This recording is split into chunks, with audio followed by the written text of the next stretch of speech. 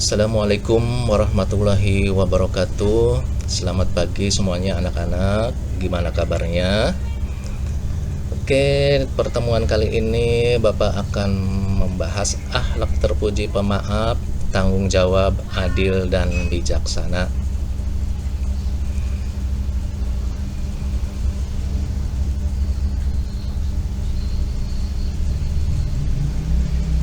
Sifat pemaaf, tanggung jawab, adil, dan bijaksana.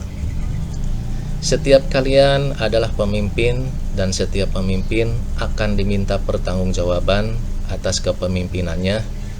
Hadis riwayat Bukhari.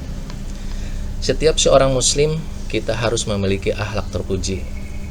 Akhlak terpuji yang harus kita biasakan dan kita terapkan dalam kehidupan sehari-hari seperti pemaaf, tanggung jawab, adil, dan bijaksana. Nah, penjelasannya ada di slide berikutnya ya.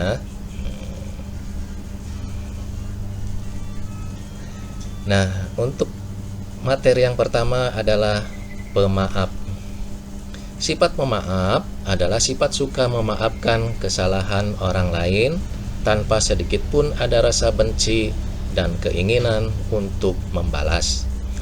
Kita sebagai manusia tentunya pernah berbuat kesalahan kepada orang lain. Walaupun kita sudah berusaha sekuat tenaga, namun manusia adalah tempatnya salah dan lupa. Oleh karena itu, Islam mengajarkan kita meminta maaf jika berbuat salah dan suka memaafkan kesalahan orang lain. Sebagai contoh, saat Rasulullah SAW berdakwah kepada Ibnu Abdi Yalil bin Abdi Kulal, beliau sangat sedih karena dakwahnya tidak berhasil. Tiada seorang pun yang mau menerimanya. Bahkan mereka mencemooh dan mencaci maki dengan ucapan-ucapan yang menyakitkan hati. Dan meskipun Rasulullah SAW pernah disakiti hatinya, namun beliau tidak ingin membalas dan menghancurkan kaum itu. Hal ini diterangkan dalam hadis yang artinya Aisyah radhiyallahu an berkata, Rasulullah SAW tidak pernah mempergunakan tangannya untuk memukul istri atau pelayan, kecuali dalam perang fisabilillah. Dan tidak pernah Rasulullah SAW diganggu lalu membalas, kecuali jika melanggar suatu hukum Allah, maka beliau membalas karena menegakkan kalimat Allah. Hadis riwayat Muslim. Manfaat apabila memiliki sifat pemaaf yaitu antara lain: 1. Mendapatkan kemuliaan dari Allah Subhanahu wa ta'ala. Kemudian 2. Disenangi banyak orang. Hidup terasa tenang dan damai. Hidup akan fokus dengan hal yang positif dan mendapat menyelesaikan perselisihan. Kemudian materi yang kedua adalah tanggung jawab. Nah, tanggung jawab adalah melaksanakan sesuatu dengan sungguh-sungguh sesuai dengan ketentuan. Tanggung jawab menjadi bagian penting dari sifat-sifat mulia yang harus dimiliki oleh seseorang. Dan tanpa tanggung jawab, segala jenis pekerjaan akan terbengkalai. Nah, Rasulullah SAW bersabda yang artinya, Ibnu Umar radhiyallahu an berkata, Nabi SAW bersabda, setiap kalian adalah pemimpin, dan setiap pemimpin akan diminta pertanggungjawaban atas kepemimpinannya. Hadis riwayat Bukhari. Tanggung jawab bisa terhadap diri sendiri dan terhadap orang lain. Contoh tanggung jawab terhadap diri sendiri, misalnya kita menaati perintah Allah Subhanahu wa ta'ala dan Rasulnya.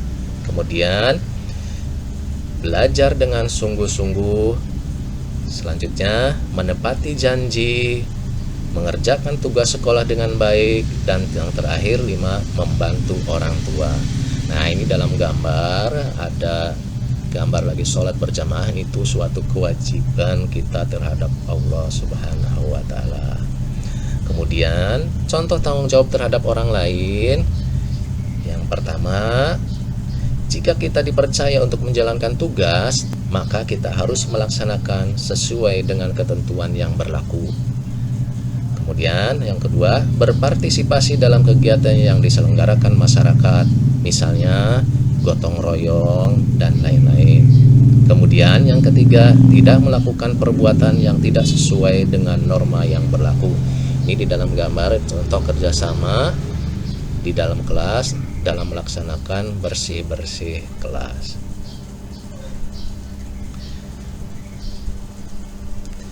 Oke, selanjutnya yaitu manfaat apabila kita memiliki sifat tanggung jawab. 1. Mudah mendapatkan kepercayaan orang lain. 2. Orang lain akan mudah menaruh respek kepada kita. 3. Muncul sikap mengakui kesalahan yang dilakukan dan mau mengubah dengan tindakan lebih baik. 4. Membuat seorang anak akan bertindak lebih hati-hati dalam melakukan sesuatu. Dan yang kelima, mampu menyelesaikan pekerjaan dengan maksimal.